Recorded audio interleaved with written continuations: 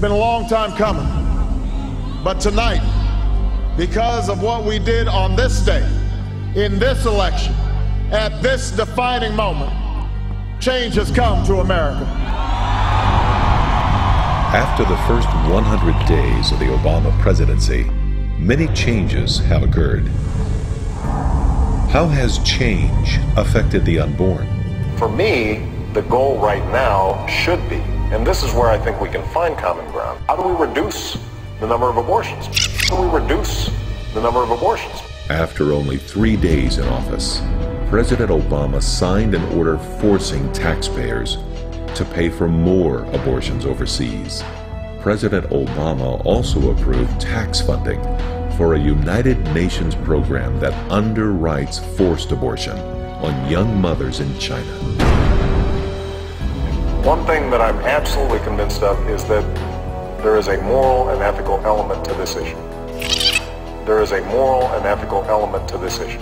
If abortion is a moral and ethical issue during the campaign, then why did the president propose revoking conscience rights for medical personnel who object to performing abortions? Are there ways that we can work together to reduce the number of unwanted pregnancies? Are there ways that we can work together to reduce the number of unwanted pregnancies? How can both sides work together when the president failed to invite a single pro-life health care advocate to his White House conference on health care? In more change for the unborn, President Obama filled critical federal posts with the who's who of pro-abortion groups: Dawn Johnson, Ellen Moran, and Tina Tuchin. And for the top post in the largest federal agency, Health and Human Services, President Obama selected Governor Kathleen Sebelius, close ally of late-term abortionist George Tiller. She will oversee the president's national health care plan. 100 days of change in the stem cell debate. If, in fact, adult stem cell lines are working just as well, then of course we should try to avoid any kind of moral arguments that may be in place. If adult stem cells already treat over 70 serious diseases. Embryonic stem cell research began over 25 years ago and has provided 0 treatments. In spite of these facts, President Obama is now forcing taxpayers to fund embryonic stem cell research.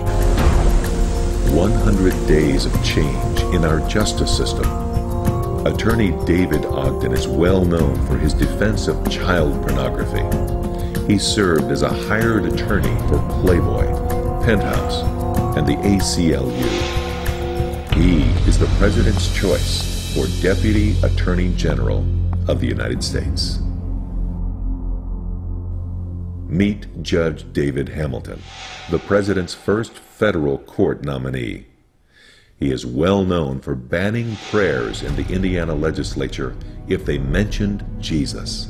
Yet praying Allah's name is acceptable to Judge Hamilton. 100 days of change for marriage. I believe that marriage is the union between a man and a woman. Marriage is the union between a man and a woman. After taking office, Obama's White House website declared his commitment to overturn DOMA, the Defense of Marriage Act. For the last 13 years, DOMA has been the primary legal protection for traditional marriage in the United States.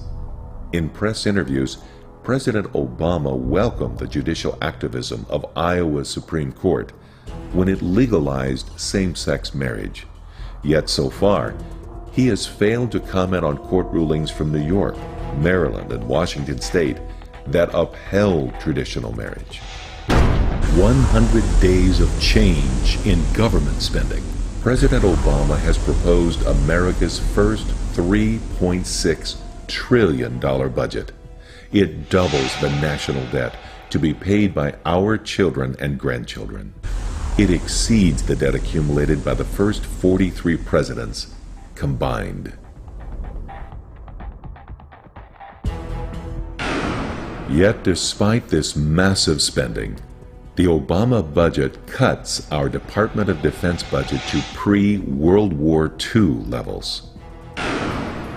One way Americans have always reduced the cost of government services is through charitable giving to organizations such as the Salvation Army and Catholic Charities. The tax deduction for charitable giving has been in place for over 90 years. As a result, Americans donate about $300 billion per year to thousands of charities. President Obama proposes to radically reduce or eliminate charitable deductions. You can believe that this change in the tax code will result in less charity and more government services in America. Change in our economy. In spite of hundreds of billions of dollars given to banks, the economy is getting worse instead of better. Our nation is seeing more and more foreclosures and soaring corporate bankruptcies.